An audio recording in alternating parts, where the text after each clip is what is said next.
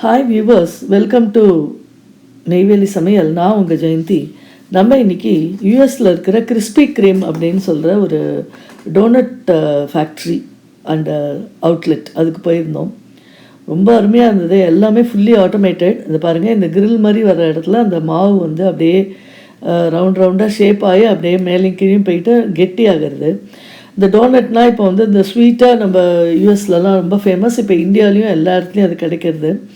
அதுக்கப்புறம் அது கையே தொடறதில்லை இவங்க. அதை வந்து அப்படியே ஒரு ப்ராசஸில் வந்து கீழே ஆயிலில் அப்படியே ஃப்ரை ஆகி அப்படியே ரைஸ் ஆகுது.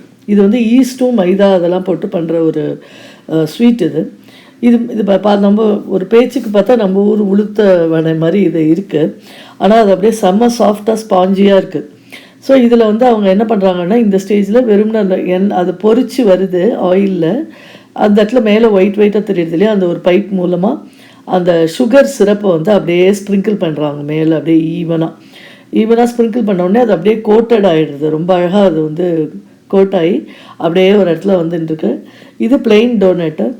இதோடய வந்து இப்போது பிளெயின் டோனட்ஸ் போகிறோம் அப்படின்னா இதில் வந்து அவங்க சேல்ஸ்க்கு அப்படியே அதுலேருந்து எடுத்துட்டுறாங்க.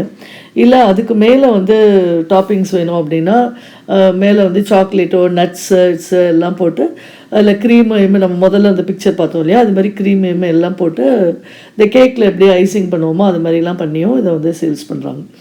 ரொம்ப அருமையாக இருந்தது.